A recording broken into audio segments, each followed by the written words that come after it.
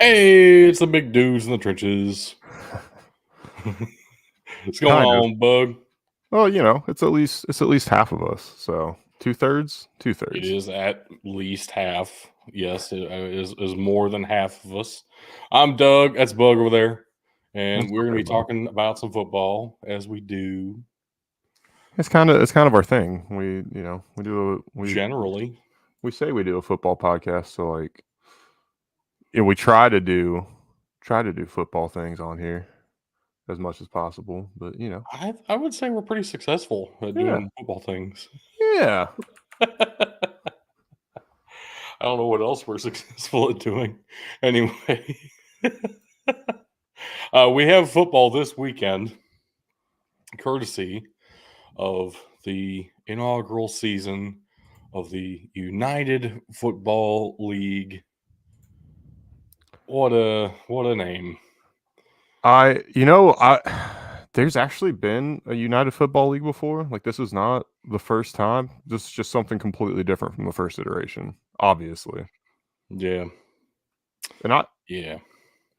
I'm just curious with the NFL's new rule on kickoffs being very similar to that of what the XFL was doing, kickoff rule that the UFL has adopted, as far as I'm tracking. Mhm. Who gets the win for this? Do we say this an XFL win or is this a UFL win? Absolutely the XFL. I don't I don't award the UFL any points just yet. Let's make sure the first season happens and is successful first. I've learned my lesson. I've been hurt too many times. I also want to say, if you love that the NFL changed the kickoff rule, but hate that they changed or added a rule about hip drop tackles, the UFL has no such rule about hip drop tackles. So be ready for there to be actual hitting and not, the closer and uh, sped up evolution towards flag football that we're seeing in the NFL right now. I'll join on that Right. trade. Yeah.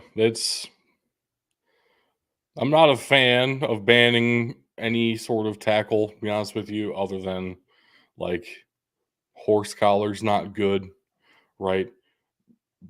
Tackling via the face mask, probably not a great move I for mean, that's player already been safety a and stuff. penalty. Exactly. Like I'm saying, other than those two things, it's hard for me to think of a kind of tackle that I am not a fan of. So I think, I and here's the other thing. I think college actually does a good job with the targeting rule. They go and look at everything that could potentially be targeting, whereas the NFL is just like, we think that one was, so it's a penalty, and that's it. That's all yeah. they do. I'm like, what are we doing? And you still can't review it in the NFL either. Although they have changed it now to where challenge it. I meant to say, but they've changed it to where you can get a third challenge if you win at least one of the two, and not you don't have to win both challenges to get a third challenge now in the NFL. Which, like, why is that the thing we're fixing with the challenge process, and not the fact that there's so many things we can't challenge? Yeah, yeah. Well, it looks more effective now, right? Is that the plan? Is that the goal?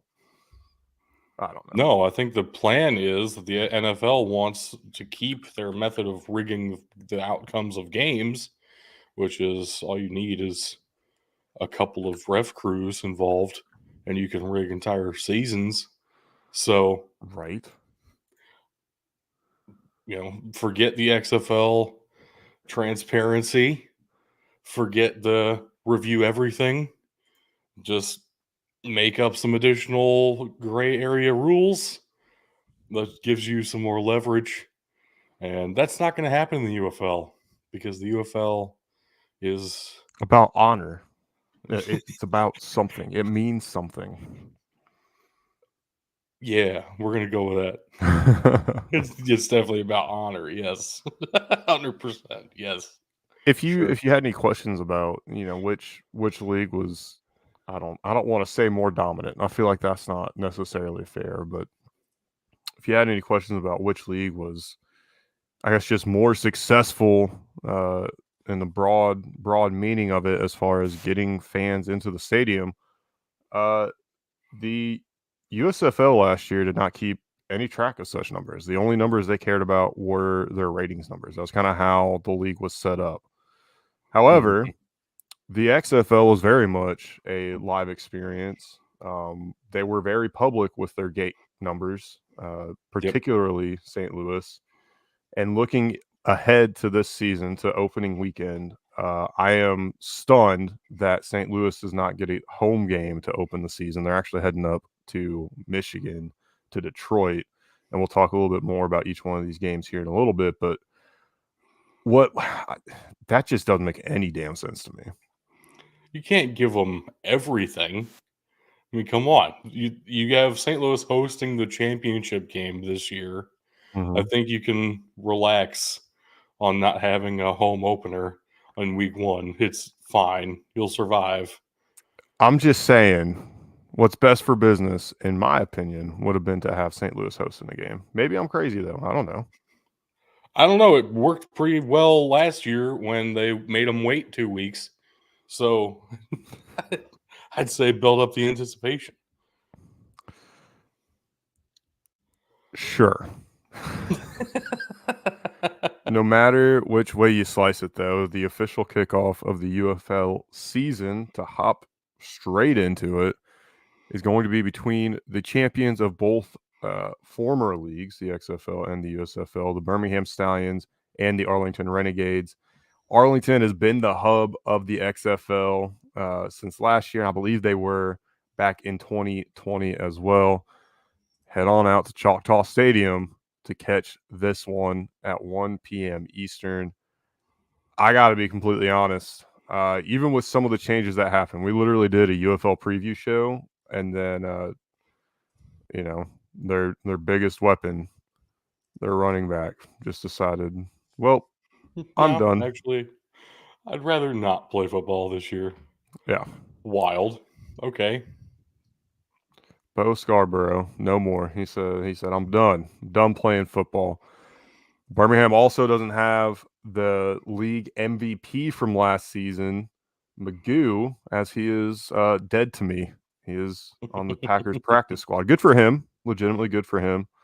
Yeah. But there's another quarterback in this league that was on a practice squad and said, nope, I'm going back to my spring team, and we're going to go and try and get a championship. So, Magoo, you're dead to me.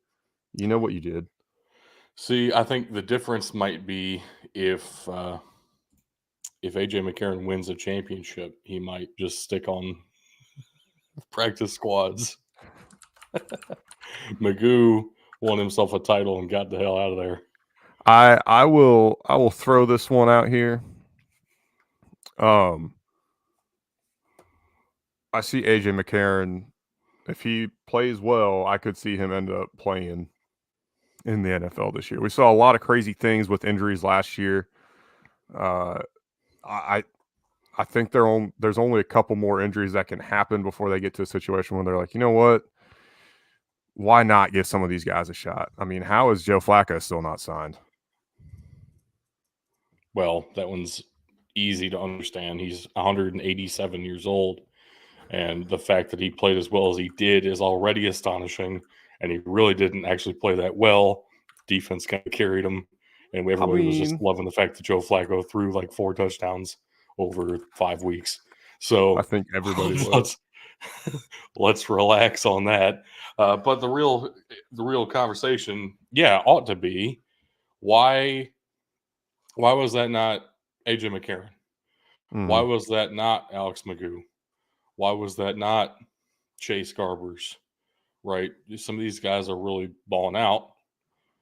They're kind of proving it's a proof of concept right now with Alex Magoo. You're sticking on an NFL roster with UFL or USFL, I guess, for him experience. I think this could be a model going forward. At least you have like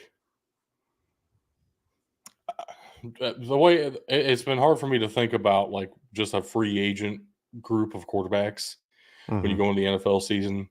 Like, what are those guys actually doing to stay ready? Obviously, you're going to be lifting weights. You're going to be doing some drills periodically. That's all fine. You get a couple years out of actually playing the game week to week basis. I feel like there is something lost there. And even if you go into a practice situation, then the games are going to be a real get up to speed in a hurry type of situation. So I understand if you have a couple of NFL years under your belt, that changes the conversation too. But for a lot of guys who are, it's been 4 years since they've played in college, they're not making it onto the field in the NFL. Why would you not jump at the chance to actually play football and prove that you can still do it? But that needs to start translating into actual NFL shots, which it hasn't for too many guys. I think Maybe we'll quarterback's the see some toughest more. position to do it at, though, too, right? Yeah, I agree. But I will say, too, it's hard at other positions just because there are so many of those other positions in the league already, right? Like if you're a wide receiver who breaks out for 1,200 yards this year in the UFL, there are already 8, 9 wide receivers assigned to an NFL team right now. To even get a camp invite, you're staring down the barrel of the cut to maybe carrying up to 5 receivers into going into the season. Like the odds of you actually making that when there are already so many guys ahead of you at all those positions, it's kind of tough everywhere. I think that's why we saw guys like Bo Scarborough have to come back to UFL. Obviously, not anymore. Yeah, well, and I think you're definitely onto something. I think it is definitely very position dependent because the other thing, you mentioned Bo Scarborough, running backs. It's insane to me seeing Josh Jacobs and Derrick Henry, and even Saquon Barkley for that matter. Who has an injury history. Seeing them get the contracts that they got this year. I get it. They've been amazing in the NFL, but especially with the style of play that they have, it's crazy to me that they were able to get the contracts they did. Now, I think the biggest position that's absolutely hurt by that is running backs, because not only are they going to be taking hits and bumps all through the spring, then they have little time to rest and recuperate. Got to try and come back and do it again for the NFL season if they want a shot at playing in the NFL again. Obviously, we've seen this already. The NFL has adopted a rule from the XFL, UFL. It's working. This was announced during the season last year that this was something the XFL was going to be doing. This is something that's carried into the UFL. I want to start seeing players kind of making that transition, making that jump. Alex Magoo, yeah, he's a data point, but why not a guy like Luis Perez? Like he's torn it up, and maybe that's his ceiling. Maybe he can only tear it up in this level of competition. And I think there's certainly merit to that too. But we've seen him do it in pretty much every single league, whether it was with Atlanta all the way back in the AAF, whether it was in the XFL Part 1, the XFL Part 2, Part 2.1. Like he's been there. He's been consistent in all these spring leagues. Just to see him be able to get a chance, I think would be amazing. And again, guy like AJ McCarron, he had a shot, didn't do so well, comes back, balls out in the UFL, and guess what? He's right back on a practice squad ready to step in. So again, I guess kind of looking at the quarterback position, is that maybe kind of, I wouldn't even say it's the best shot. We've seen a couple wide receivers. We've seen several players get camp invites. I don't know how many of them have made it completely past that. Obviously, once the NFL season starts, we also have college football going on, so our attention to that is definitely split, and guys definitely fall through the cracks. So shame on us for maybe not looking into it a little bit more. But I am curious to see what the best translation is here. Well, I would say part of the problem is age, right? You're looking at potentially drafting a 21 to 23-year-old at the position, or taking a 27-year-old with UFL experience. You hope, and most likely will be correct, that you're going to have more time to develop and have a better chance at developing the 21, 22, 23-year-old into what you need him to be at the NFL level. So, like a Luis Perez, like you brought up, that's kind of a tough sell for a lot of teams, I'm sure. The most likely position to actually get a shot is probably the wide receiver position, in my mind. I think it's the defensive back, maybe. I'm not even sure defensive back, because you can still have conversations about the talent level that you're facing. But if you're a receiver, dominance kind of shows up regardless. Even if you're a complete shutdown corner, teams can still say, well, he was doing it against guys that Lesser. we wouldn't sign at wide receiver. So why Right. would we trust them to be able to do that against our guys at wide receiver? So, and I think too, with like running backs that you brought up, it's very difficult anymore to get paid unless you do multiple things well. Like Abram Smith, a lot of people will jump to say he was obviously the best player in the league for the XFL for quite some time there. Why would a guy like that not get an NFL invite? Because he can only do one thing. And that works really well in a league like this, where it is a little bit simplified. It is a little bit pared down to basics at some level, right? These guys haven't been together all that long, and they're kind of getting thrown to the fire. And we've seen that really backfire on some of the line play past couple of seasons of this. So a guy like Abram Smith really translates well to this kind of a league. He's just going to bulldoze guys at will, regardless. The only example that I can even think of in the league right now that's like a one-to-one translation is like an AJ Dillon, who is not, nobody's lining up for that guy to be your lead running back. He is your third down goal line situational back at best. And most teams don't care about having a guy like that on their roster anyway. Only an organization like the Green Bay Packers would draft him on day 2. So, yes. So it's really tough for single skill set guys to translate to the NFL, where they do work in the UFL, I think. And the one position where that's hard to make work in the UFL still, and is easy to demonstrate how skilled you are, I think, is probably wide receiver. Other than that, you're dealing with an age barrier and some, concerns about the level of talent you're facing. I'm just saying. All right. Okay. If you're the Chicago Bears or the Washington Commanders, there's a couple other teams that are definitely taking quarterback in the first round, right? And they're going to be expecting these guys to start.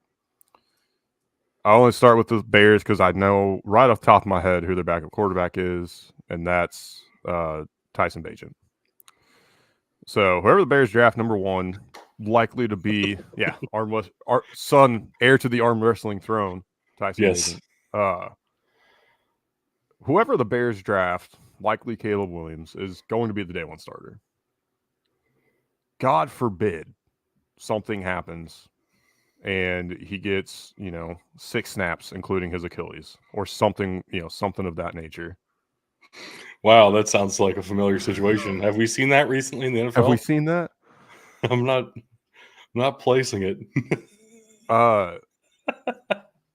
If this happens to just one team, that's probably where Joe Flacco comes in and saves the day. There's a lot of rookie quarterbacks projected to go. This happens to multiple teams. How many other NFL veteran guys you're going to find? Or would you rather go to Luis Perez, AJ McCarron, Case Cookus, Jordan Ta'amu? I mean, there's certainly there's things that have to happen to make this a viable option. Yeah. But at what point do you think that it just, nope, we're going straight there? I think it needs to become more of a thing where we have regular, like, it almost needs to be a competition at some point between, do you go to the NFL as an undrafted free agent, or do you wait for the UFL draft? And if that becomes the case, then we're going to see that pipeline really established. Until that is the case, I feel like the NFL has it kind of taken care of in a way.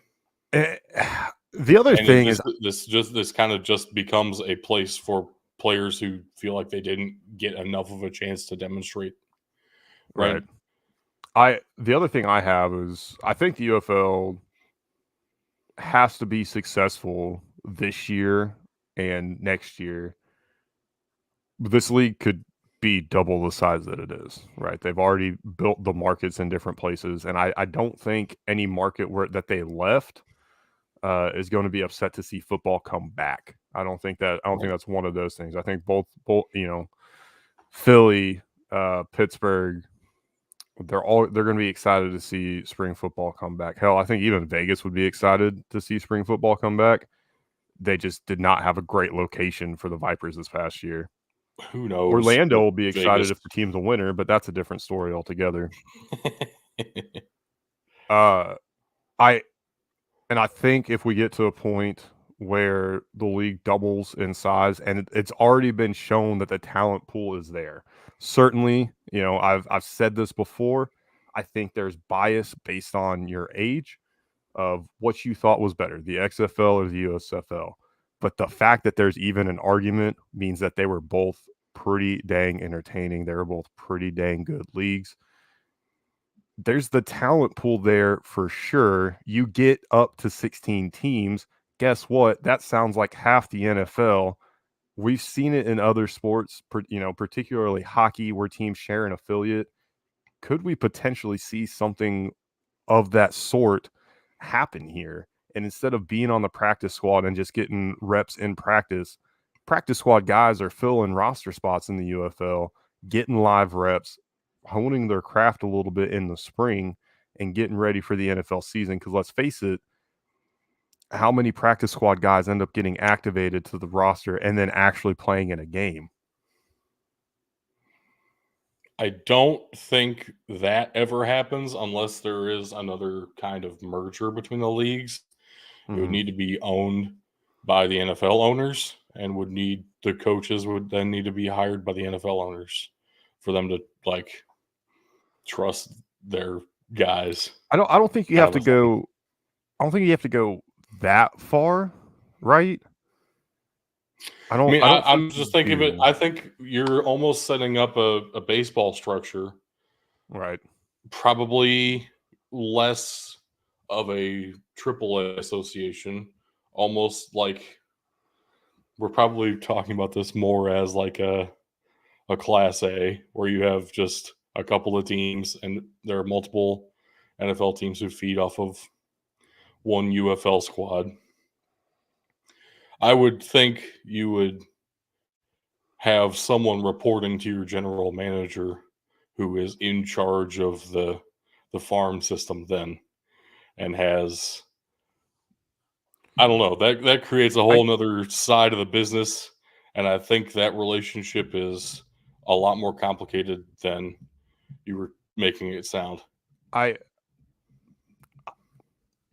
think this is more like a hockey deal, where you look at kind of the affiliation structure there with one-way and two-way contracts as far as that goes. So especially in the ECHL, right? There's guys that are just signed to that ECHL organization and not necessarily a member, like they're by proxy a member of the NHL team, but they're not necessarily ever going to see the NHL. Their contract is with the ECHL team. And yes, if there is an injury in the AHL or an injury in the NHL that warrants them being called up, that could still happen. However, their contract is back in Kansas City, for example. I mean, that still sounds to me like a minor league baseball situation. It's practically the same structure. Yeah. Yeah, look, baseball The contracts difference, are fucking ridiculous. So I don't, right? I don't blame anybody for not understanding MLB contracts. I barely do, but I just know it better than hockey. So, we both have blind spots. hey, good baseball contracts are something else. Anyway, back to the conversation at hand. No, so if the UFL were to truly become a minor league to the NFL, an affiliate league to the NFL, a feeder league, if you will, then the path to success might. Oh man, so there's two ways to go about that, right? The method that you're talking about, essentially having the UFL consist of NFL practice squads in a way, Mm-hmm. where you can be called up from the UFL and just your season is separate and everything. Or it can be a combination of that along with a almost like the G League concept, which the NBA has scrapped now because it by itself sucks. Yes. You might be able to pull some of the best high school talent straight to the UFL if you wanted to set it up that way. And then,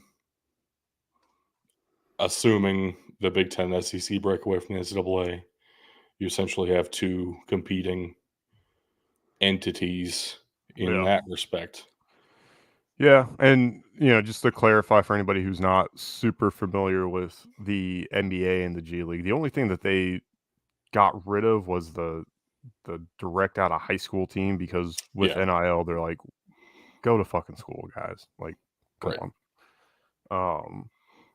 And even, I mean, kids are even able to get endorsements and shit out of high school now. I know Mikey Williams was making gaggles of money before he ever signed a letter of intent to play college ball anywhere, which still In hasn't happened, but Missouri, that's, in the state of Missouri, if you sign with an in-state college, you are eligible to start receiving NIL money from your college deals during your senior season of high school.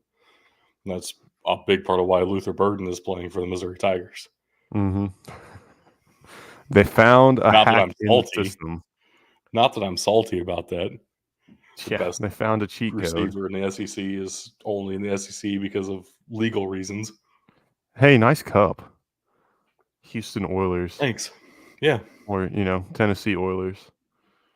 You sure that doesn't look too much like the Houston Roughnecks logo? I don't know, but I'm willing to sue.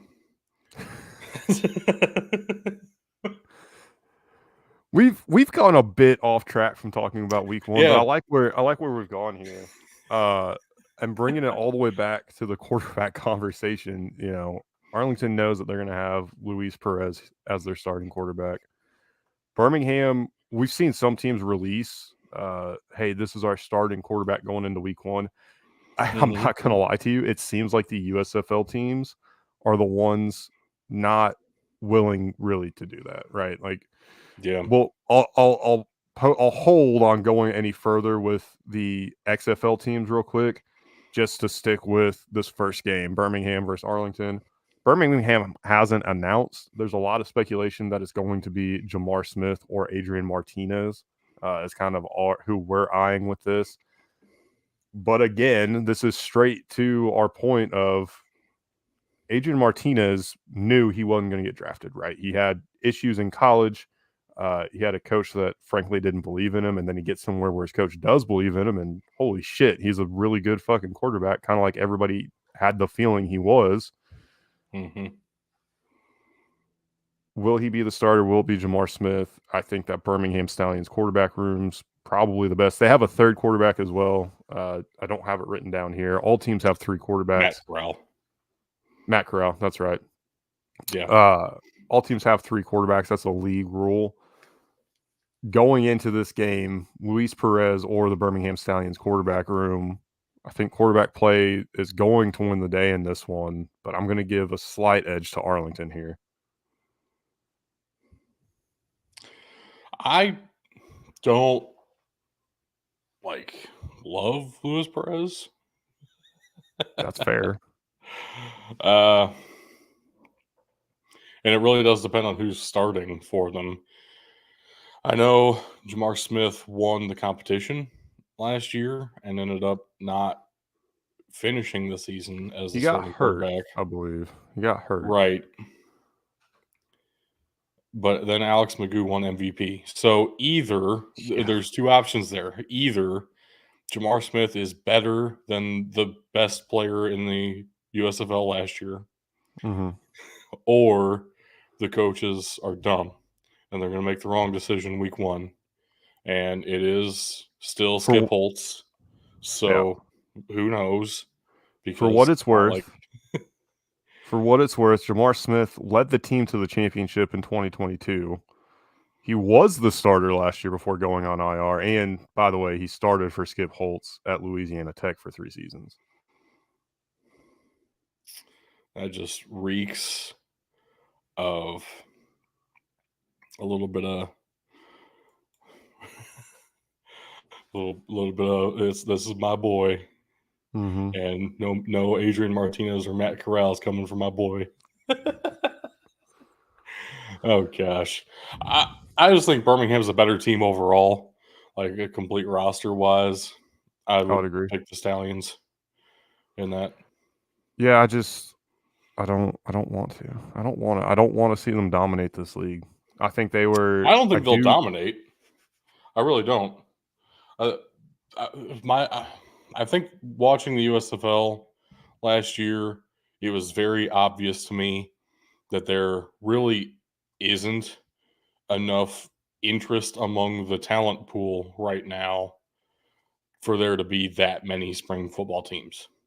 So, with the paring down to this set of 8, Mhm. I'm really confident that all of these teams are going to be pretty good, with Yeah. the exception of the Michigan Panthers, because it's mostly the Michigan Panthers for some reason. They didn't try to improve Yeah.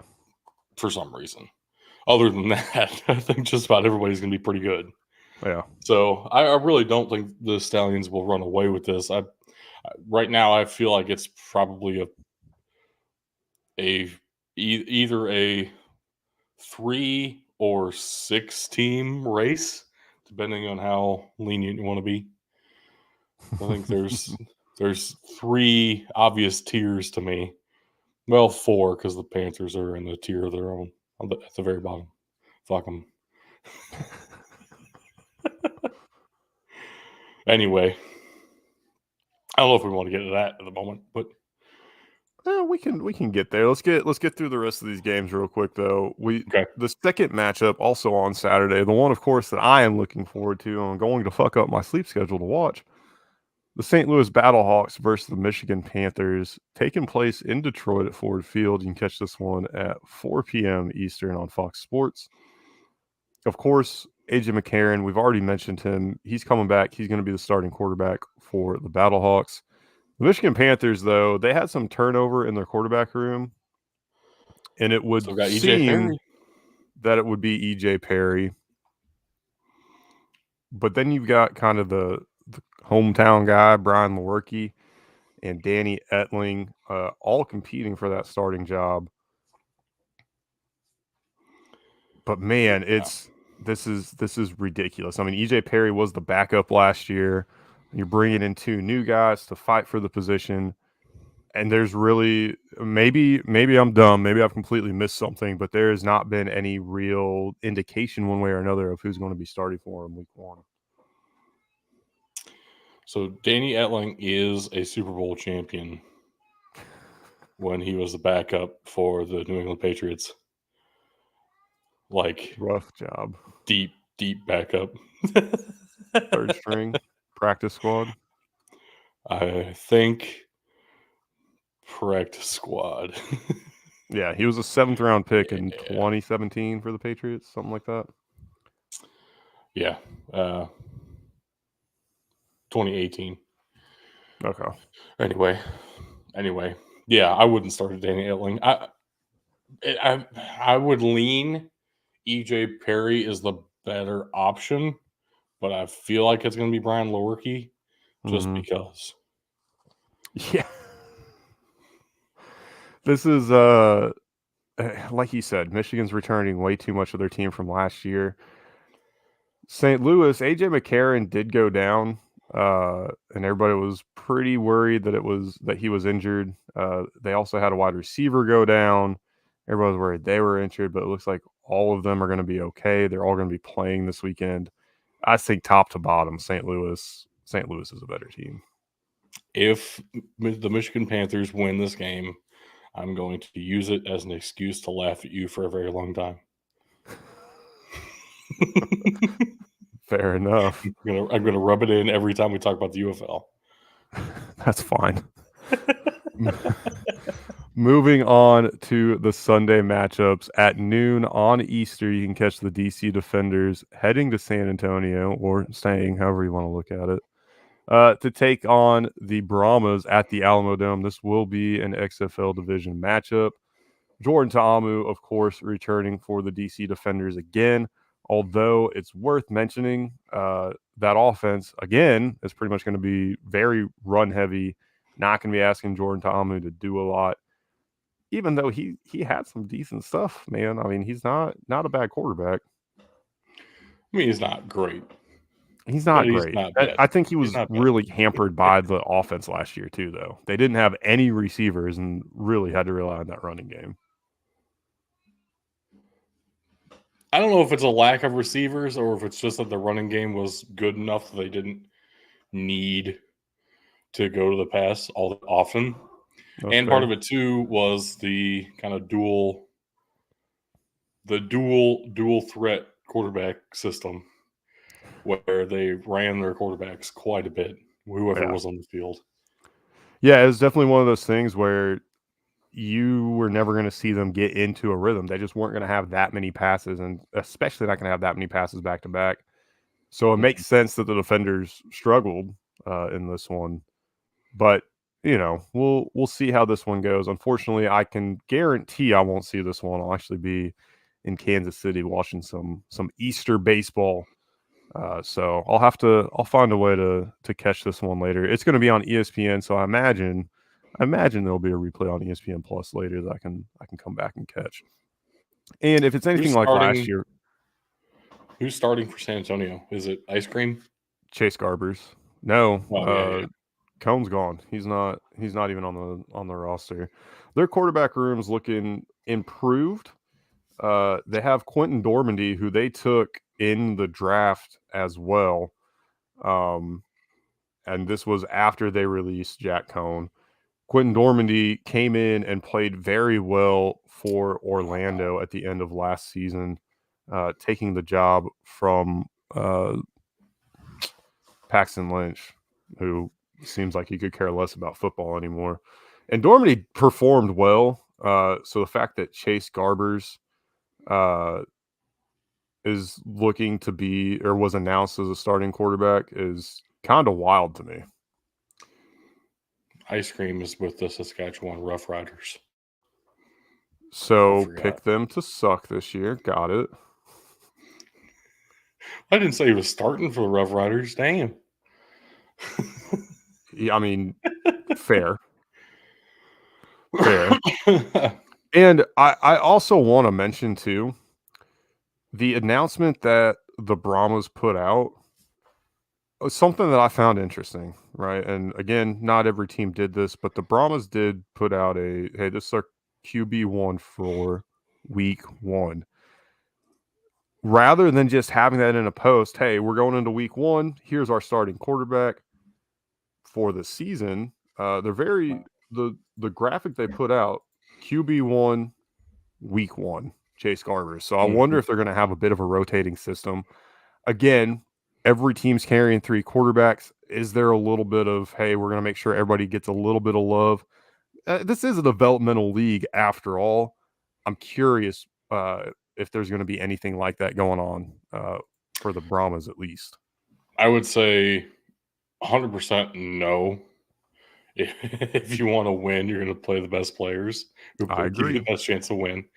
At the same time, Chase Garbers reminds me too much of Chase Bryce, who I like better.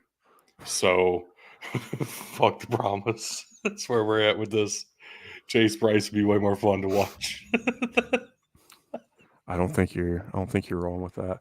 And then the final. Oh well, I guess we can pick who we think is going to win this one. I'm gonna stick with DC, who was again the best team through the entire season last year, save one game in Orlando, which I feel like that was almost bound to happen with kind of just how nutty the season last year.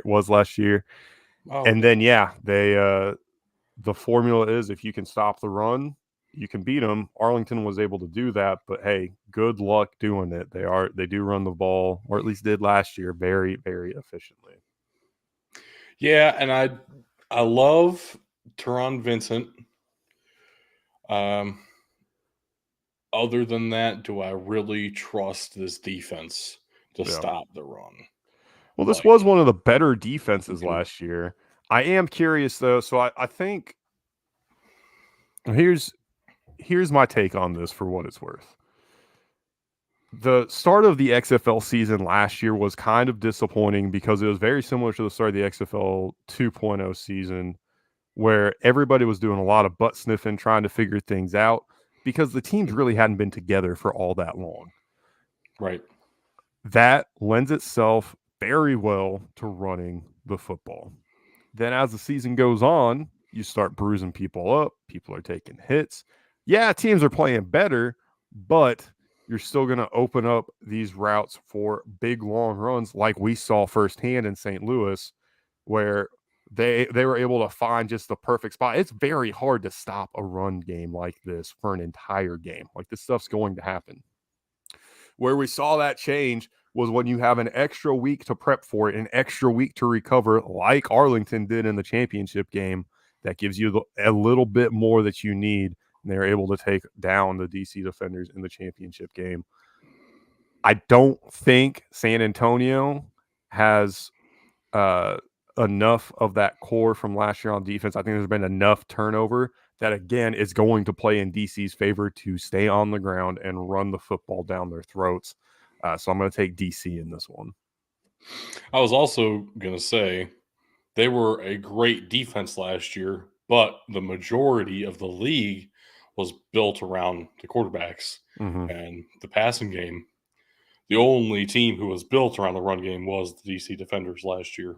The Brahmas' offense was built around nothing. They were built defense first, and that was it. Yeah. So they don't even count in this conversation. They were the Iowa Hawkeyes of the XFL, and it works because they have the same colors. Yes.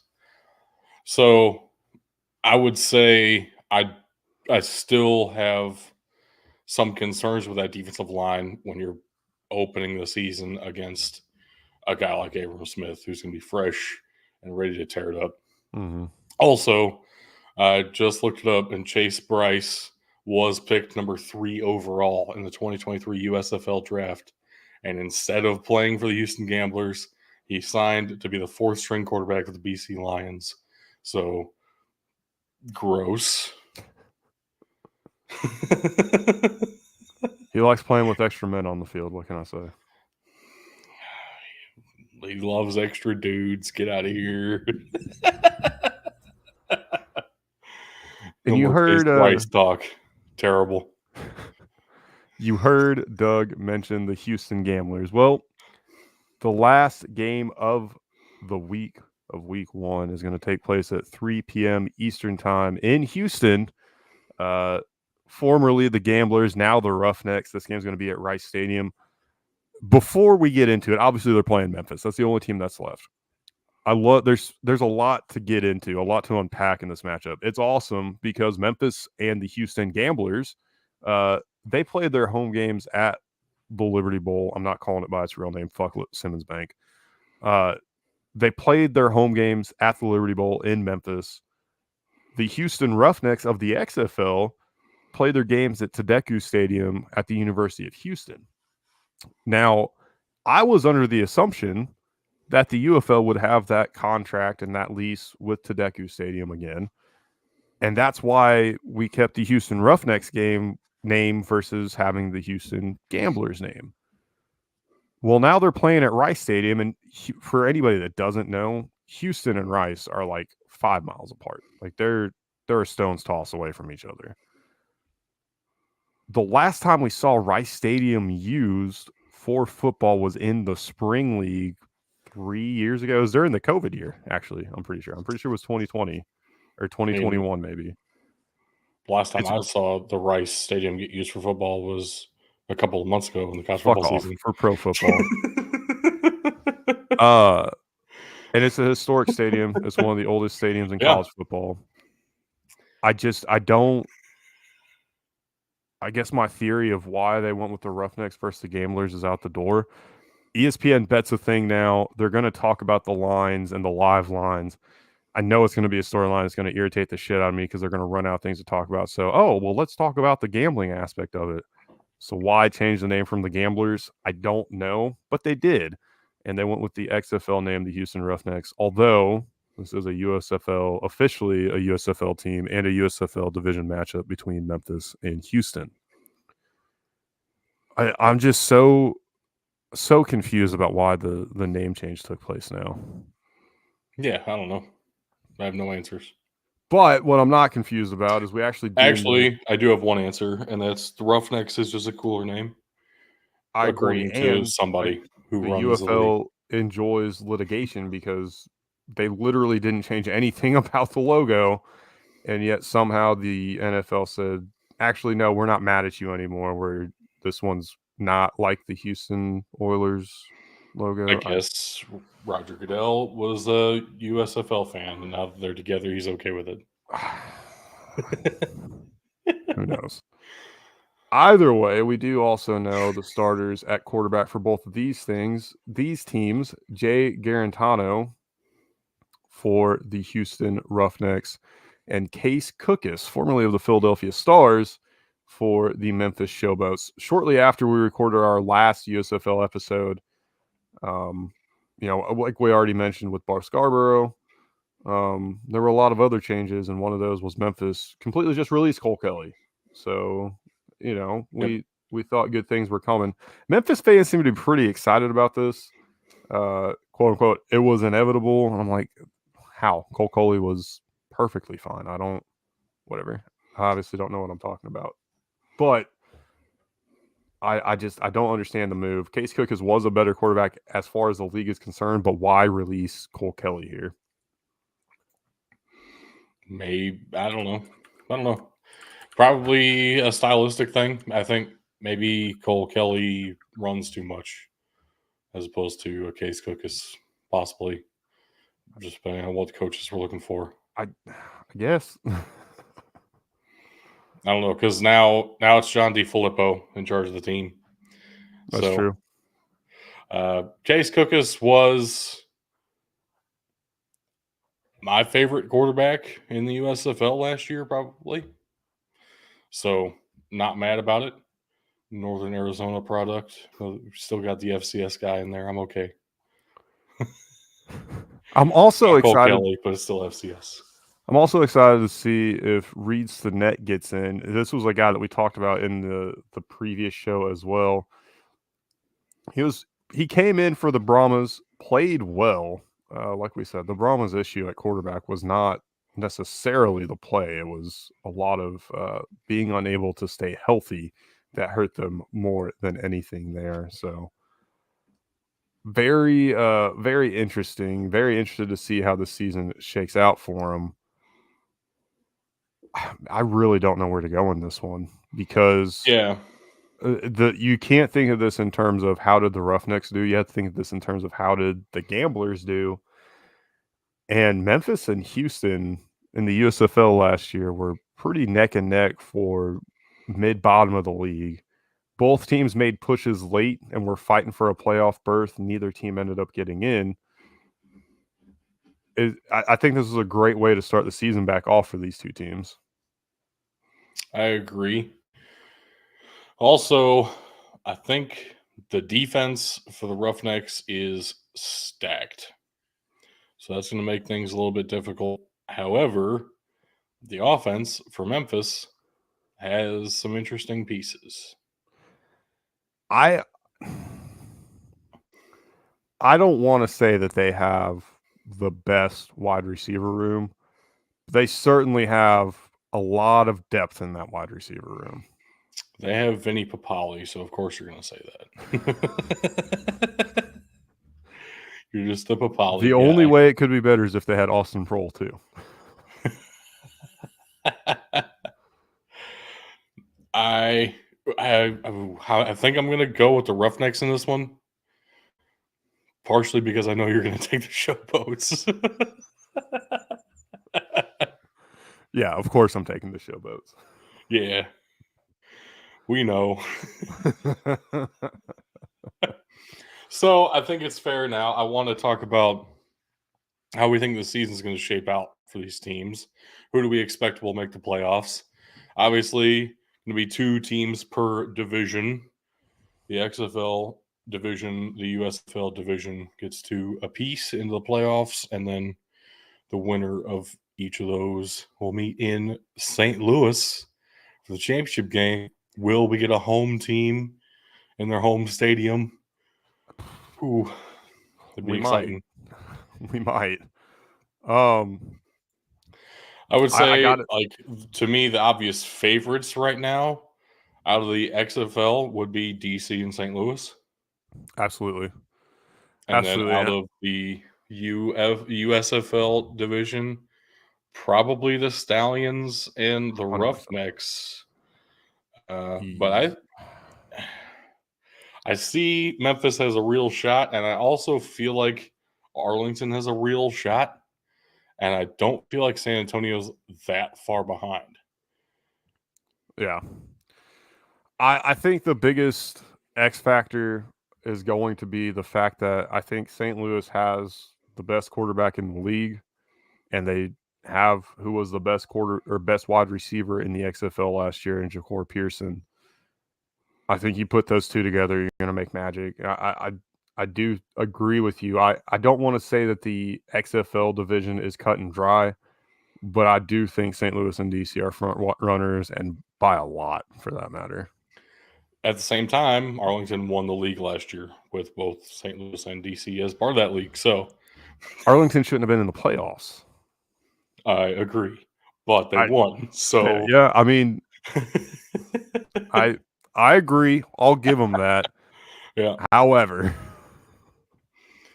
yeah. And they got a hometown kid too for St. Louis, Jeffrey Thomas from East St. Louis. So that'll be cool. Because DC is one-dimensional to some extent, or at least was last year, I would say the edge goes to the Battlehawks to come out of that division as well, which I know you're going to agree with. Yes, of course, 100% agree. And out of the USFL, if it does come down to the Stallions and Roughnecks, I would say the Stallions have the better offense of the two, and the defense is roughly similar. So, edge definitely to the Stallions. If it were to come down to the Stallions and Showboats, I would almost say the inverse. The offense is really similar, but the defense give the edge to the Stallions. Again, Stallions are have the inside track to making the championship already. Everybody's seems like it's universally agreed the Stallions are the clear away favorite for the entire league at the moment. Just the depth of the roster is insane. At the same time, I do see this as a 3-team division, and kind of anything can happen. So I don't. There's really no way to say this and not sound like I'm just like sourpuss mad about something. So I'll just come out and say it. I do feel like the USFL very much wanted Birmingham to succeed and be the best team. Especially, to me, their team was head and shoulders better than everybody the first year, and they were still significantly better the second year. And it makes sense, right? Birmingham was their hub city in year one. You want to have the home team be good because if you're going to get fans into any of the games, you want it to be the home team. And if the home Right. team sucks, nobody's going to want to come and watch these games. So I think Birmingham was put in an incredible opportunity to succeed. I think with the merger, all the other teams have caught up and leveled out a little bit more. I think maybe some of the USFL teams might have taken a bit of a back step off of what they were building around, what they were building towards potentially. So I get it. I get why Birmingham is still the odds-on favorite. I get why they're still, the best team in the league at time now. And I mean, they've got Jamar Smith. They got the guy that won the first one that probably would have won the second one if he hadn't been hurt. Quarterback play is massive in these leagues. I think Birmingham has to be your favorite, not just to come out of the USFL, but to win the championship this year. And we've been talking about quarterbacks basically this entire time. I do want to shout out, they probably have the best set of linebackers in the league. Chris Orr and Kayava Tizino as all USFL players last year, both inside linebackers already. What a great start to your defense. You know how much I love linebackers. Yes, Carlo Kemp in there on the defensive line. And then we're looking at a couple of receivers that I really like a lot. Victor Bolden, Benjamin Victor, Marlon Williams. I think that's a really solid receiving core already. And you have Channing Stribling, who was potentially Defensive Player of the Year. I don't remember if he was or not for sure. He had like 7 interceptions 2 years ago in one of these leagues. I'm just excited to see what happens this year. Honestly, I think there's so much unknown. There's so much what could happen. Mm-hmm. There's been so much reset. Yeah, we could be completely wrong. I don't see us being completely wrong, but we could be. No, I think this merger feels like it was done in the best way possible in a way, right? Mm-hmm. Like a lot of the team identities are at least similar enough to what we saw the last time we saw them on the field, Mm-hmm. where it's going to be a familiar product, but also they spread some of the depth around and made this more competitive. So I feel like we got a little bit of a kind of best of both worlds scenario. Which again could be why we're not seeing some of the guys that kind of captured us last year, right? The talent pool to that point certainly could be argued was spread a little bit thin. Something we touched on a little bit. Hey, maybe 16 teams doesn't make sense at all just because are there really that many good players in the league? Certainly, we saw some teams struggling. How much of that do you put on bad quarterback play, bad coaching versus just bad talent in general? Leave that up to you. I think that's up to interpretation. And that's why we have the debate of no, the USFL is definitely better than the XFL, vice versa, because there were certainly weaknesses in both leagues. I do think we have gotten it down to the best players from each league, and now we have the best league possible. Yeah, I agree.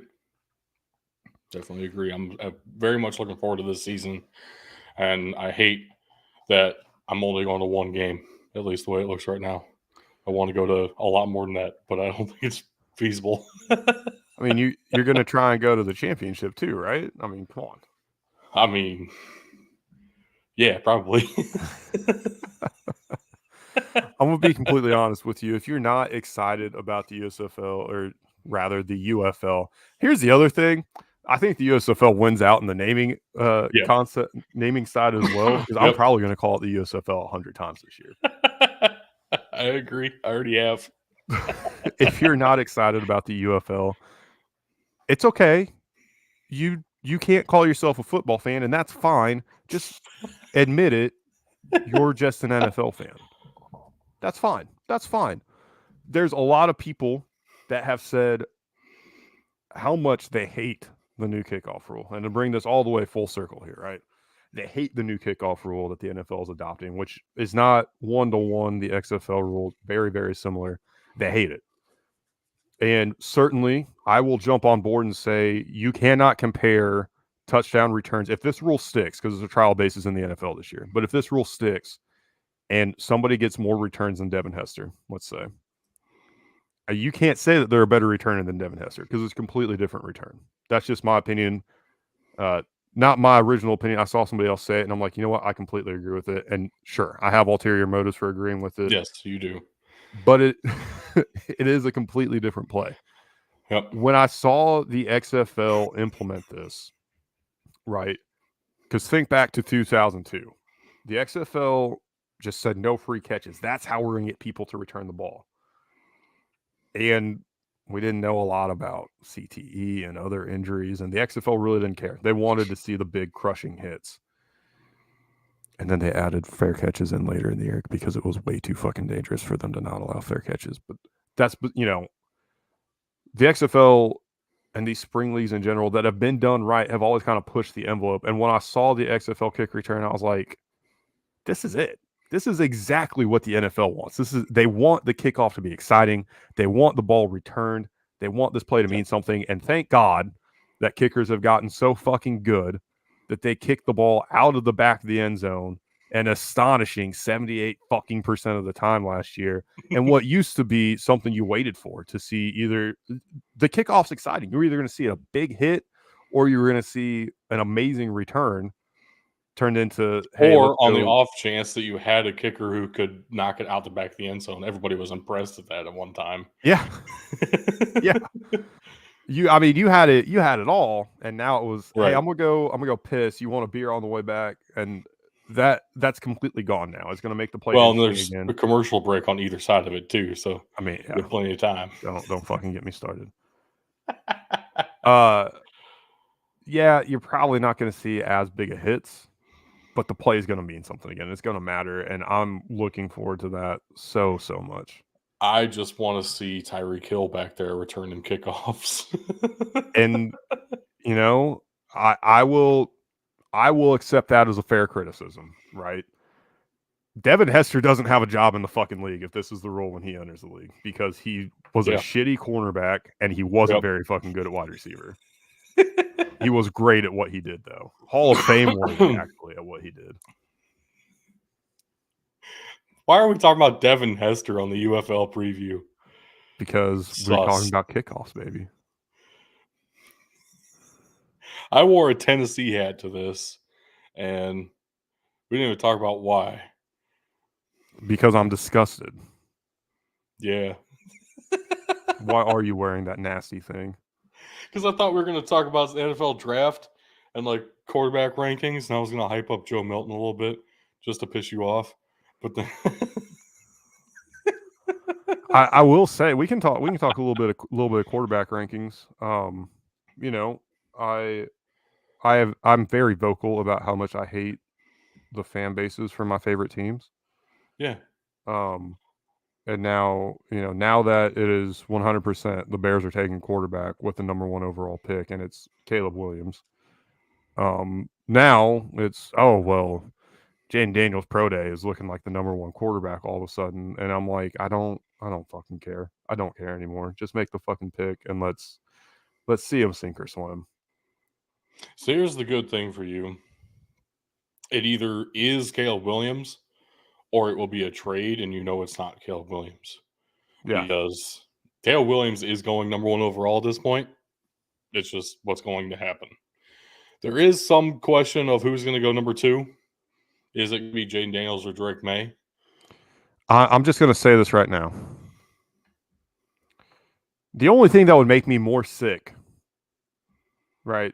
Tug did a stupid-ass mock draft, and I've told him this, and you have told him this, so I have no qualms about saying this on air live when he's not here to defend himself.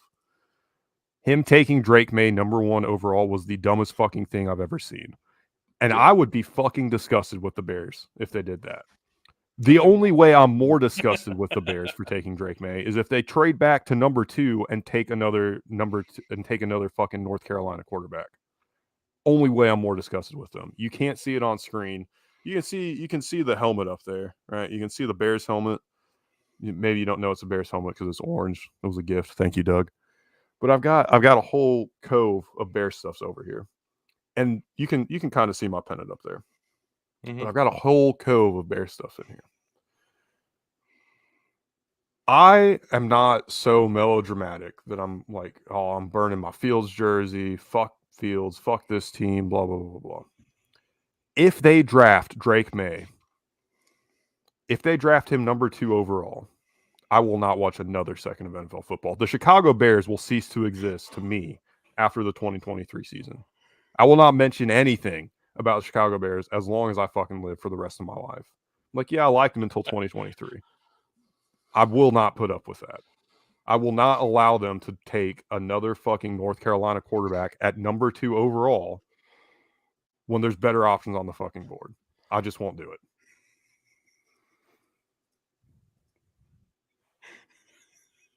Thanks for that. That was very entertaining. That being said, a lot.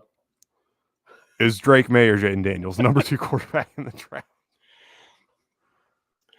Here's the way I see it, and I don't know. I don't know how, like, I don't have a whole lot of great metrics to back up my thought on this. This is just my feeling from watching both of them play. I feel like Jaden Daniels is the better player right now at a couple of different really important things. I think he's a little bit more accurate, especially down like the middle of the field, in the middle of the field throws. And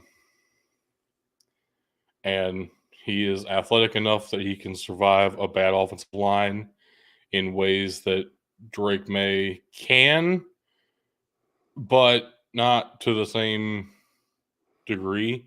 Like, the best example that I can think, like, go back to the North Carolina Duke game this year, which was phenomenal. It was an incredible game to watch. It was. It was more exciting than the North Carolina Duke basketball games were either time this year. Absolutely. Drake May had a tendency to step into pressure,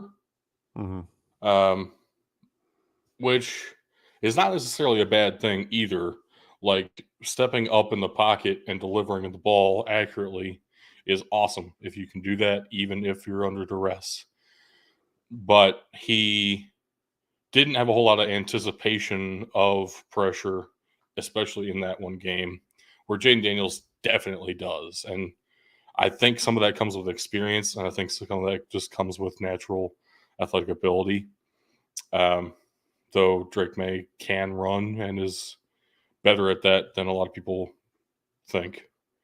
Yeah, and I had this whole diatribe about Drake May and taking a North Carolina quarterback. I know Drake May is significantly better than Mitch Trubisky. Do not get me wrong on this. I'm not standing for it. I don't want to see it again. That's a personal thing. Maybe it's PTSD, fan PTSD here. I don't want to fucking see it. So to finish my point, then, Jaden Daniels is probably better right now. I see Drake May in a lot of the same way that people talked about a guy like Josh Allen or Jordan Love, in the get him in your system, coach him for a year, he's going to be better long term. Yeah. And I really do believe that will be true. Jaden Daniels might be great for the first 7-8 years, and that's awesome. That's totally worth taking very high in the draft. If you took an 8-year starting quarterback at number 2 overall, you'd be very happy with your franchise. But Drake May has the potential to be better. Yeah. So I would agree with that. You probably take Drake May at 2 over Jaden Daniels anyway, especially when the team picking at number 2, the Washington Commanders, have nothing else going on. So get the guy in there you can build around instead of the guy you can plug and play maybe I'm just saying, maybe the Commanders take him, and then they're like, "Hey, Joe Flacco, we need you, buddy. Come give us a year, give us 2. Show Drake May how it's done, and help him lead this team to the promised land when you're not here anymore." Bring in Alex Smith. Does he still want to play football? I don't know. No. Anyway, Definitely not. Especially not for the Commanders. yeah, I'm sure he wants to play on that field again. Yeah. We talked a lot about Drake May. There's not a ton to say about Jaden Daniels. I think you summed it up pretty well with the little bits you had there. 2 Heisman Trophy winners. The most exciting thing about Jaden Daniels is his athletic ability, his ability to scramble, create things outside the pocket. He does that exceptionally well. The only reason he's being discussed as a top tier draft prospect quarterback is because of the work he was able to do. And I'm going to credit somebody who I've never credited on the show before. Gotta give some respect to Brian Kelly. Yeah. Because the work that he was able to do at LSU to become a legitimate passer of the football it's just something we didn't see from him at Arizona State. It's not something we saw from him in the first year at LSU either, necessarily. Watch him throw the ball this year at LSU. That's an NFL quarterback. So there was some obvious work done to mechanics, and just game processing became easier. And I think that comes from, again, age, experience, but also good coaching. Absolutely. But I think that takes us into our second tier of quarterbacks here. Maybe not. It depends on how you look at JJ McCarthy. Yes. And I'm very interested to see your thoughts. My favorite thing to do right now is talk about how the Chargers are going to take him, because I work with a couple Chargers fans, and one of them absolutely wants nothing to do with him, and she just doesn't like JJ McCarthy in general, which is fine. It brings me great joy anyway. The second one, Ohio-born, Ohio native, Ohio State alumni, obviously a massive Buckeyes fan, and then for whatever reason, he decided much younger than you to forsake the Cleveland Browns. I guess his family was a little bit smarter. No offense. How old is he? Because he might have left about the same time that they left Cleveland. So he's younger than me. Okay, all right. He might actually be the same age as you. Anyway, not important. For whatever reason, he landed on the San Diego Chargers. I almost now, did. Of course, the Los Angeles Chargers. And it was in large part due to LaDainian Tomlinson. So he's already living out a nightmare seeing Harbaugh as the head coach of his favorite NFL team. I said, man, I can't wait for the Chargers to draft JJ McCarthy to find a way to get him on the roster. Because Harbaugh's sitting over here saying this dude's the best quarterback in the draft. Yeah, so I say, if you believe that, put up or shut up. Herbert to the Bears for number 1. Take JJ McCarthy. I mean, I don't know that I take that. There's going to have to be some other compensation as well, but I mean, obviously, I'm talking Herbert and number 5 and the next 3 years of first round picks. Yeah, to get number 1 overall, because obviously I would love for the Chargers to suck forever now that they've hired Harbaugh. No, here's my other point though. If you legitimately believe that most people's QB4 in this class is the best quarterback prospect of all time, and you legitimately believe that in the core of your being, you would never, ever tell a soul outside of your building. Why would you ever say that? And raise his draft stock? He's doing it because he coached the kid in college. He's not drafting him, and he wants to see him drafted high. I understand. It's the same conversation that happens when you go to a random college's pro day and talk to their QB coach. Like, man, he's the best thrower of the football I've had in this program and ever. I've been quarterback coach at bumfuck State for 83 years. I've never had a quarterback like this ever come through. He's doing the same shit, but now he works for an NFL team, so his opinion on that somehow is supposed to actually mean something. It's all smoke screens. It always is. And if he legitimately believed that, he wouldn't say a damn thing because he has a chance to legitimately get him if he wanted him at 5. Mhm. There's a shot. Not saying it's going to happen. I mean, I think he could still end up getting him at 5. But there might be a team trade up for him at 4. So, could you imagine, real quick, like let's enter the land of make believe okay. for the chaos this causes, right? They trade Justin Herbert, of course, he would have to be involved in this pick. And 3 first round picks, maybe, certainly No, at least 2. No. It's Herbert and at least 2 first, like this year and next year, right? Because Caleb Williams is that highly sought after. He's been the number 1 draft pick going into last college football season. He was the number 1 draft pick this year. I don't believe that it would be any additional first round picks. You might get number 5 out of it. Might. I think Herbert is under contract for a long time. He's a proven NFL veteran quarterback at this point. You're not giving him away for the chance at a rookie.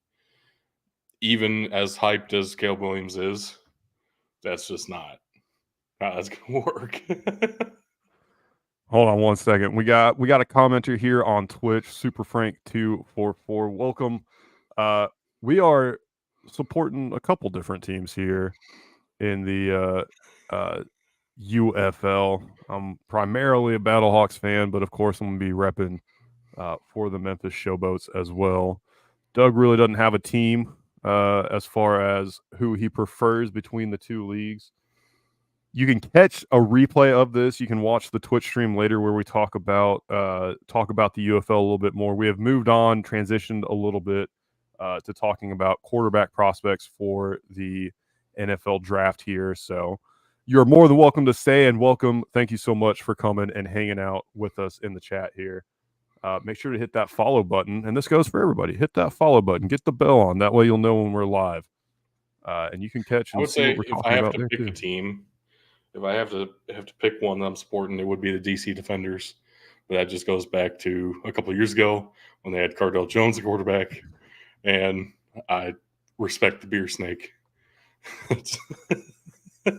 So I see Super Frank, you're also over in London. Dude, that's awesome. We actually did a very, very, very little bit of coverage talking about the basically the new NFL Europe that's going on over there.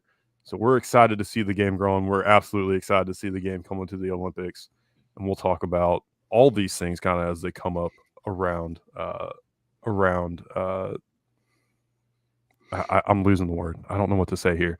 As they come up, as it's happening. But I have a Barcelona Dragons hat. I just got it. Hell yeah. But back to the anyway, the quarterback conversation here. The biggest complaint that people have when they think about JJ McCarthy as a draft prospect is that he didn't do it enough.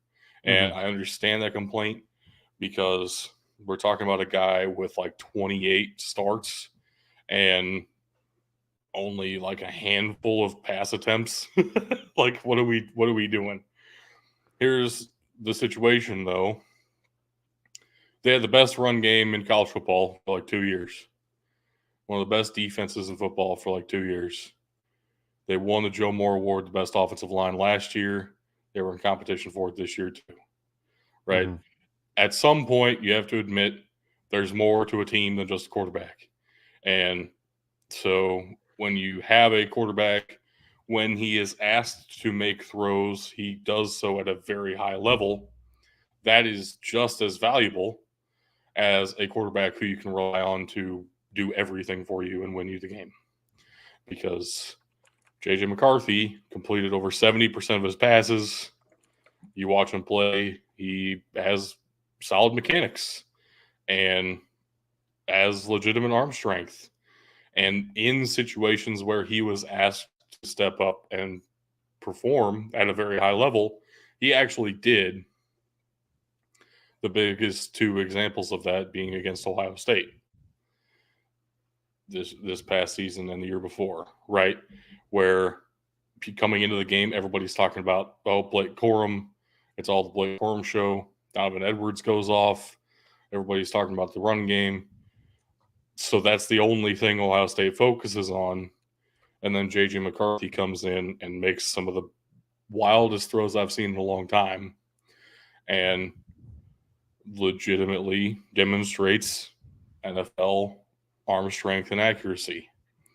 So you are dealing with a prospect who is not as hasn't been put in as many situations as like a Caleb Williams or a Jaden Daniels to where they need to go off and go nuts. But when he has been asked to do that, he has shown that he can. And that's almost equally impressive to me, the fact that you can just turn it on a moment's notice. So there are traits there that you're looking for, and the talent is there. The skill set appears to be there. What else are you looking for when you draft a quarterback? So, right. I mean, I think there's something to it. I do agree with you with where you've come from about Harbaugh kind of pumping the tires here a little bit. I guess as far as this third tier or the second tier rather goes, that kind of leaves us with Bo Nix and Michael Penix, and then yeah, I think, do we put Spencer Rattler in that second tier, or is he kind of top of the third, very late round guy? I think we need to start with Spencer Rattler because he's probably the biggest question mark of where exactly do we put him, and he's definitely the last of these. I guess we'll call them big names as far as quarterback prospects, right? Jordan Travis, obviously his stock has free fallen because of the injury, right?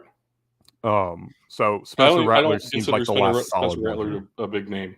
I think you're just a fan. I mean, he was pretty highly recruited out of high school. Sure, and then what did he do with it? He ended up transferring and not playing that well, and not performing at South Carolina again. either. Yeah, he is, to me. I'm looking at top of day 3, maybe. Yeah. Spencer Rattler, like it's one of those guys you're drafting to plop on the bench for 2 years and hope you never have to hit him, get him on the field, and until 3-4 years down the line when you have a chance to develop him and see what you got. This is almost a camp arm to some extent you're drafting. And no, the other quarterbacks that you said there, on the other hand, Bo Nix and Michael Penix in some order. And I think you want to talk about an 8-year college starter. It's going to be very team dependent on what order you put those guys in. Between those two, there is a legitimate chance that one or both of those guys also ends up in round 1. There is also a legitimate chance they go anywhere on day 2.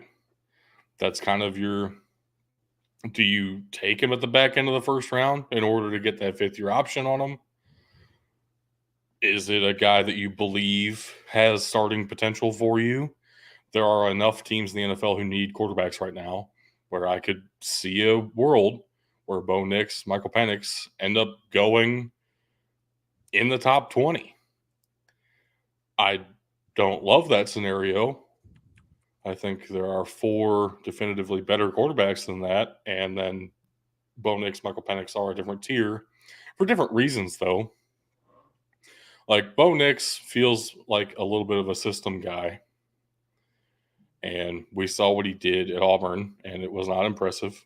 So what are you really relying on there? You're relying on having a deep threat so he can throw outside the numbers, and you're hoping that he doesn't get put in situations where he has to create things outside the structure of the play. Is that a guy worth drafting as a 24-year-old, 23-year-old older quarterback prospect who's been in college football for 19 seasons. Are you taking that guy to be your day one starter? Probably not. Michael Penix, on the other hand, great arm. As far as accuracy, I'd say arm strength is not the top of the class by any means. But yeah, arm strength is serviceable with Penix. We're looking at 2 major blowouts of his knee. He's only played 2 full seasons of college football. And we know for sure that this past season that he did play all of, he was playing injured through the back half of it, and it clearly affected him. So we're looking at an injury history longer than most quarterback prospects who end up getting talked about in this range of the draft. Absolutely. And that speaks to his talent. But it's some of the same. I don't know. There are concerns about his arm, and then they are compounded by concerns about his knees. So how much do you want to trust him? And I like Penix. He was a very fun quarterback to watch. I don't know that he's a starter next year in the NFL. Yeah. And that's the kind of guy you're hoping to draft in the first round, is a starter this coming season. Yeah, I would agree.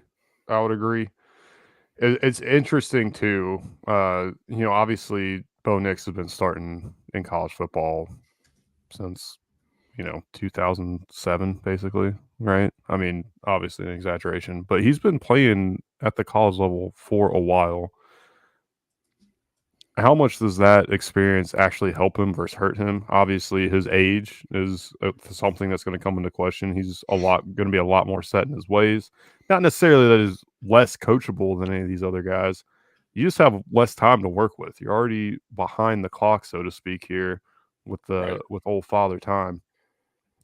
I don't, and you got to ask yourself, what hurts these guys more? Does Bo Nix's age hurt him more? Or does Michael Penix Jr.'s knees hurt him more? Certainly his knees hurt him a little bit more, I think. Physically. Just in general. Yeah. So that's where I think this becomes a little bit team dependent. If your doctors are okay with Penix and your system fits Penix better, then nothing to be afraid of. If your doctors don't clear Penix, or if you think your system more aligns with what Bo Nix was successful in, then you take a shot on Bo Nix. I don't know that either of them are truly transcendent of scheme. I don't know that any quarterback really is. That's a whole different conversation when you talk about system quarterback. Is anybody not a system quarterback? Everybody's kind of a system guy. Right. At any position, honestly.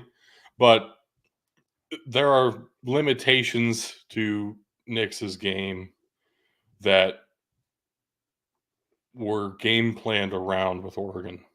And so if that's the kind of offense that you run, he was obviously extremely successful with that. So it's definitely a possibility. It's much more of a possibility now after this past season than it was even after last year, when everybody was like, oh my gosh, he looks so much better than he did at Auburn. That was like still maybe back end of day 2, early day 3 quarterback stuff. And then this past season, Oregon, holy shit, he might go in the first round. So I don't know that age hurts him as bad as even I was starting to make it sound like. Yeah. Age is a consideration. He is older.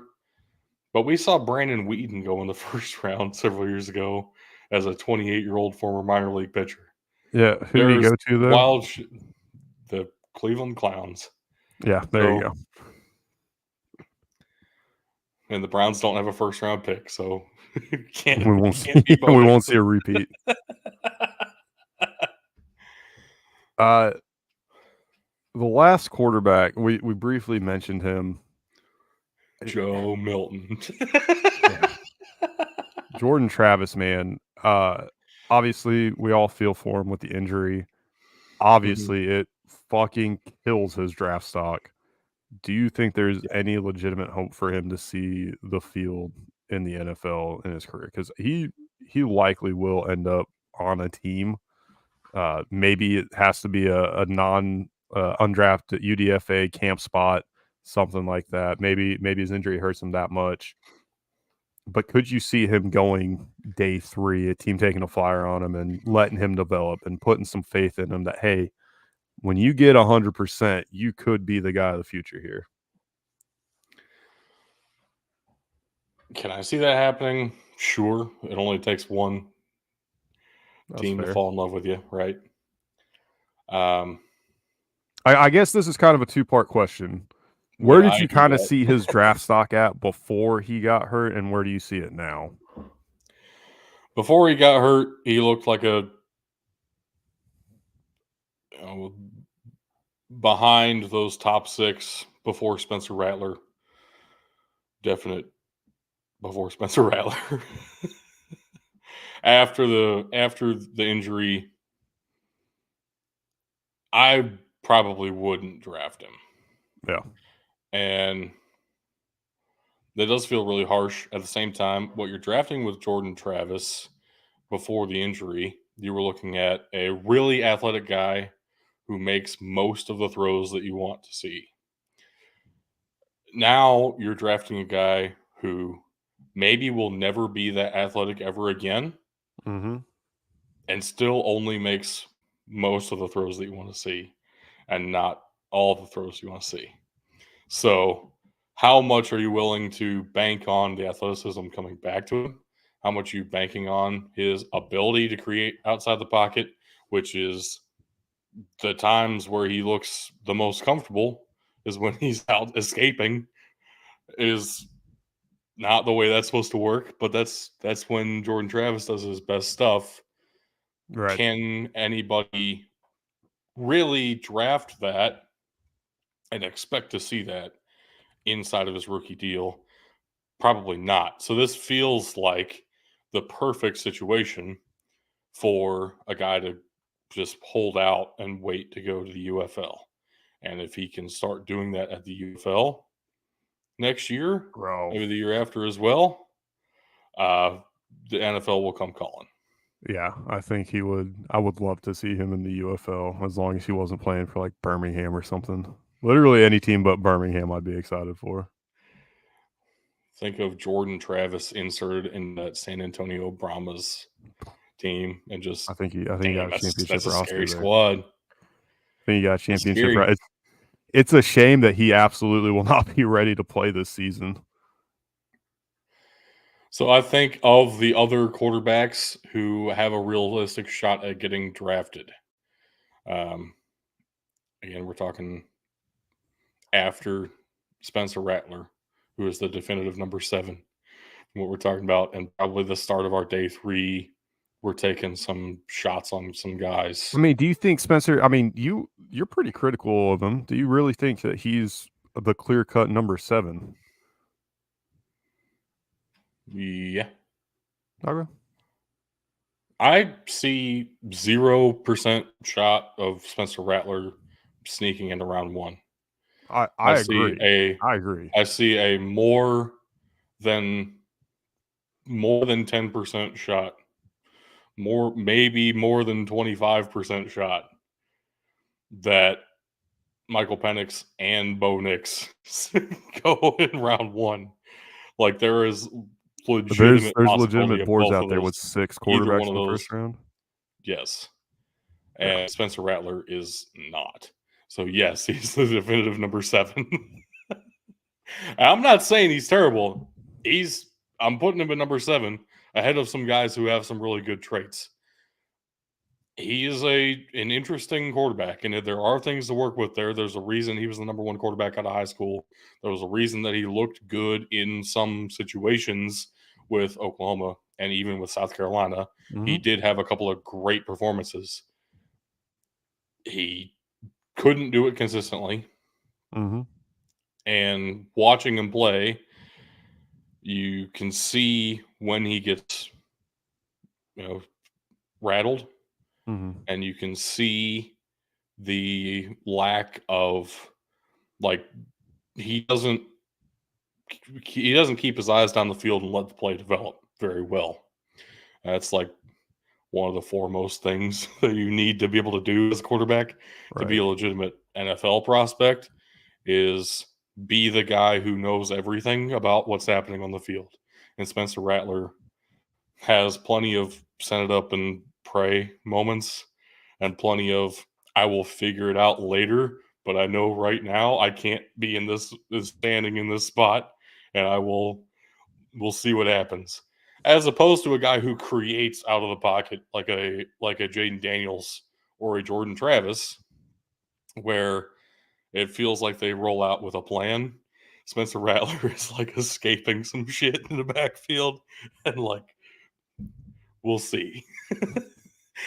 He's good enough at it where it's interesting, and you can probably work with that. You're hoping you can work with that, and probably with an NFL quarterback coach, you're hoping you can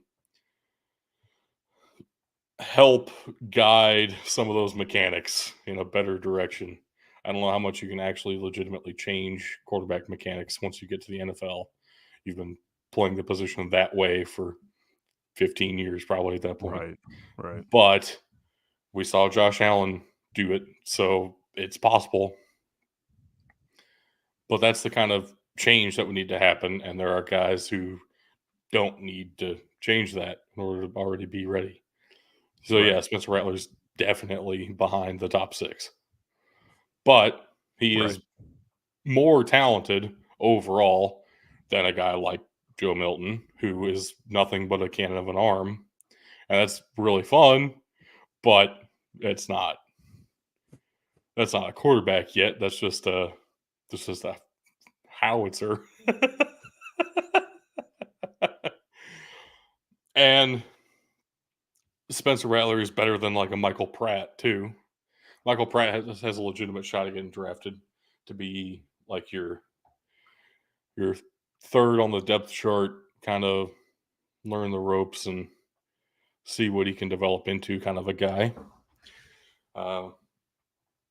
Honestly, the biggest concern for me with Michael Pratt, I think he does a lot of things pretty well. I don't know that he does anything particularly great. And he was like solid against lesser competition than some of these other guys. I know that's harsh, and I know that we really do appreciate the American on this show, and I do hold firm to that. At the same time, find me a performance that matches some of the shit that Drake May was having to do or Jaden Daniels was having to do against just legitimately better defenses. Michael Pratt has worse completion percentage than those guys against defensive backs who aren't going to play in the league. So, yeah, and even that win in the Cotton Bowl last year, that's one game. That's one. Well, and it's USC. We're legitimately trying to say that USC has a good defense. You'd be the first person in history to make that claim about that 2022 USC defense. There is a very good reason that guy does not have a job anymore. Ooh. There's a lot of really good reasons, and they're all the points that USC gave up. I think Sam Hartman has a shot to be drafted. I don't know that I would necessarily. I love Sam Hartman. Like I love Sam Hartman. I do too. It does feel like there's a little bit more of an attitude that you're drafting there than a prospect at actually becoming your starter. I think that's fair. But sometimes that's worth having around. So that becomes very easily a UDFA guy who you just want to have in your practice squad, at least for the off season. So I can't name you a thing about Sam Hartman's game in particular that excites me about him as a quarterback prospect. But there is a shot that we see him get taken. If somebody's looking for a quarterback down the board, I'd much rather have a Sam Hartman than a Talia, talking about Loa, Mm-hmm. than a imagine trying to take Keaton Slovis. No thanks. Yeah. The other one that people have talked about who has a legitimate shot at getting drafted is Carter Bradley, the son of Gus Bradley, Mm-hmm. who played most recently for South Alabama. I think he transferred from somewhere. I don't remember where. I'm going to Google it right now because I am really confident that he did not play at South Alabama his entire career. Toledo. There you go. Okay. Yeah, so he got a Senior Bowl invite after a couple of decent seasons with South Alabama. Like he was one of the reasons that they were winning as much as they were. There were some legitimately fun South Alabama teams last 2 seasons. Mm-hmm. I would say the Senior Bowl didn't go great. Like he had a shot there to put himself at the top of the day 3 conversation, and that didn't happen. So you're looking at a maybe round 6, round 7 guy. But if you need a quarterback down the board, I think there are worse options than getting a prototypical size son of an NFL head coach kind of a quarterback. Right. So Carter Bradley has a shot. Other than him, if you're taking a complete hope and a prayer, maybe John Reese Plumlee. Maybe. I don't love that. Yeah. Now, the one that I didn't name that I don't know what to make of right now, and I don't know where he slots in, so I didn't name him when I was going in order, is the quarterback out of Western Kentucky, Austin Reed. D2 national champion with West Florida Mm-hmm.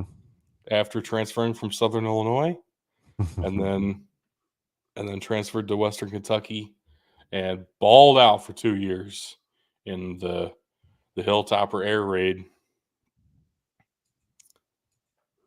There have been recent examples of successful Western Kentucky quarterbacks who really stick on rosters. Mm-hmm.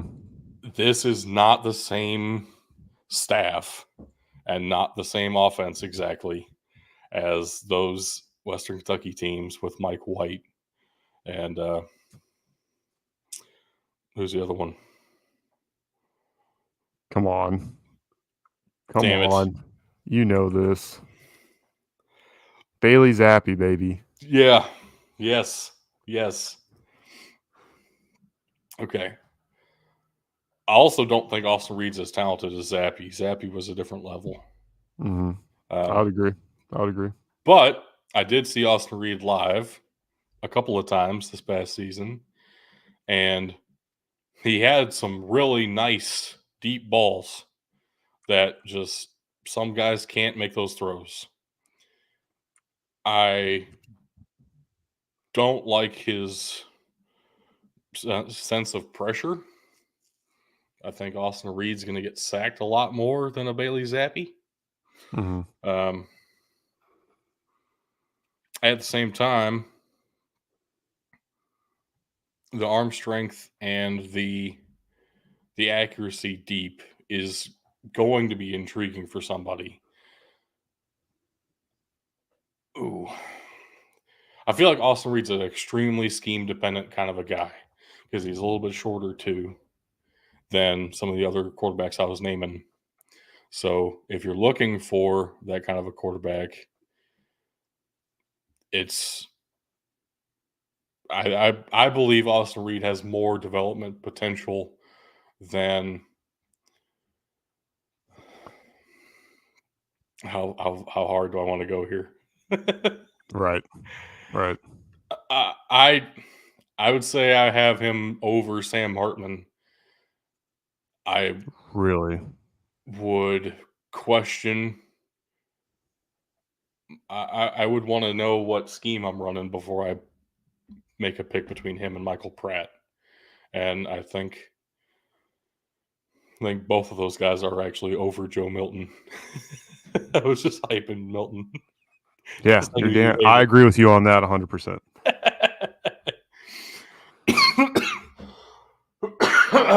So, I guess that means I'm saying Austin Reed's like a 5th roundish guy. Yeah. I could see it. I think this is a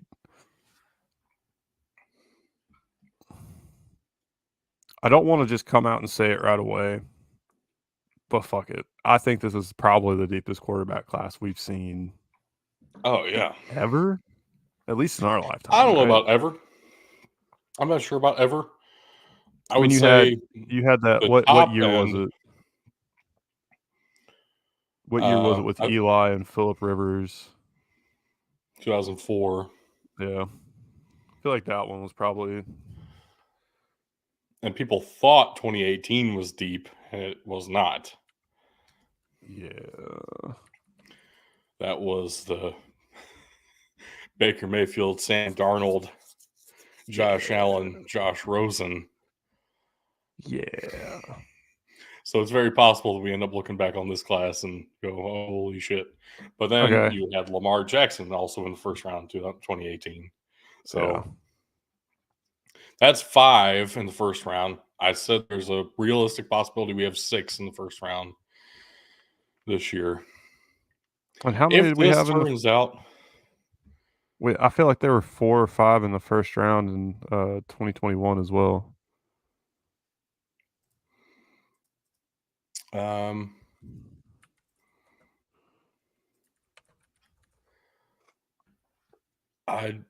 Lawrence and Wilson.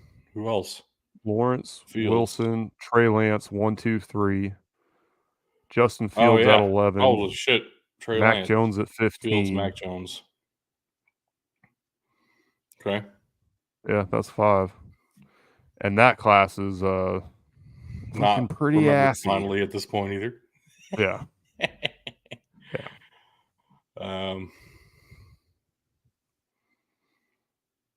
Yeah, but then we dropped down to like Kyle Trask and Kellen Mond. Yeah. Well, Ian Book. Yeah, Kyle Trask taken at the back of the second round. Jesus. Davis Mills. Remember him? Next man up. Of course I remember Davis Mills. And last year we had 3 go in the top 4, but then we had Will Levis slide all the way to the top of round 2. Who ended up being the second best quarterback in the draft, too. Let's be honest. I mean, granted, Anthony Richardson got hurt. All right, yeah, I'd say I'd still put Anthony Richardson over him. Fair. It's not like he cost Derrick Henry his job or anything. I mean, I don't even that 2004 class.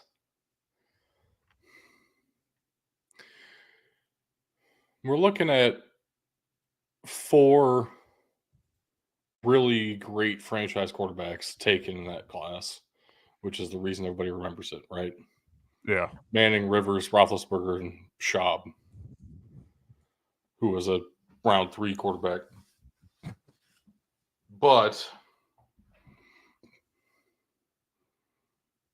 I don't know. I don't know that there is a great example of a draft class where you have potentially 4 quarterbacks going in the top 4 and then another 2 going in the back end of the first round. I don't know. That's a pretty unique scenario. I will also say, though, bring it back to how we started the show. This is why the UFL exists. The league is built around quarterback play. The UFL USFL, at the very least, mirrored it, building the league around quarterback play, building the league around the quarterbacks. There's a lot of good fucking quarterbacks. There's only 32 teams. And let's be honest, it doesn't always fucking work out anyway.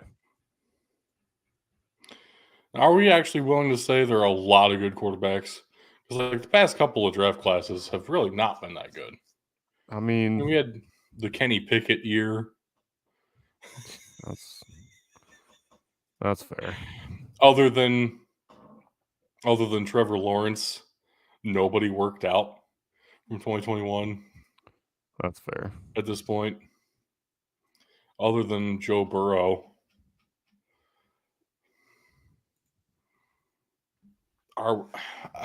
Yeah, all right. 2020 was pretty good. That's what I'm saying. Burrow, Tua, Herbert, and Hurts. And Jordan Love looks all right now. Shut up. He doesn't. I didn't say he was good. I said he looks all right. And Ben DiNucci was in that class. All right, 2020 was the greatest class of all time. Anyway, the 2024 NFL draft is going to be wild and crazy, as is every year. Get ready for that. I'm ready for all of it, man. I could stay here forever. We've been going for almost 2 hours. So, I don't know. Maybe what should I do? Should I read some links? Should I do the thing that Tug normally does, even though, he's not here, so he can't? I think it would be appropriate to read some links. Let's fucking read some links. You can check us out and support the channel at patreon.com/BDT football. All the money is going to be put straight back into the stream. You can also support the channel financially by heading on over to twitch.tv/big dudes in the trenches. At the very least, give us a follow. But if you feel like giving us a little bit of money as well, you can donate bits when we're live, or you can subscribe at any time. And like I said, all that money will go back into helping make this better. You can keep up to date with us on Twitter or X at twitter.com/BDT football, or just at BDT football on X, Twitter, whatever you want to call it. We're fine with both. You can also head on over to facebook.com/BDT football or instagram.com/BDT_football. The last link that we have is our Discord, but we're very active in there. And unlike Tug, I'll read it off. It's discord.gg/9G capital X 3PT capital G 36 capital E. Suck it, Tug. We also have our very own website, very much under construction, but it's there if you want to check it out, see some things we've written in the past, bdtfootball.com. You want your question featured in a show? Join us live on that Facebook like we mentioned, on that Twitch like we mentioned. Search Big Dudes in the Trenches on YouTube. We're live there too. And if you want your question answered on the show, you can comment like Super Frank did earlier in the show today, or you can email us at mailbox@bdtfootball.com, and we'll make sure to talk about that to the best of our abilities on the next show. That's our Great links. job. I fucking nailed it. And Tug still won't read the links. They still won't read the Discord. So it's brutal. I'm Makes the me MVP. sad every time. Like this if you cry every time. Of course, if you're an audio listener, you already knew where to find us. But if you prefer audio podcasts, or you just want to listen to this again on your walk or drive to work, whatever you're doing, pretty much anywhere podcasts are found, you'll find us. So incredible Doug, stuff. You got anything? I'm tapped out. That's all I got. I got a joke for us. Ooh. I'll never understand why they call them dentures and not substitutes. Yeah, that's decent pun. I'll take it. Decent fun? Just decent? Is that all we got? Substitutes. Hey, should I do Tug's thing? Fuck that. All right, everybody. We'll see y'all next time. Keep up with our socials. We don't know exactly when we're going live next, but expect a review and expect some more draft coverage. Until next time, peace out, Girl Scout. See you later.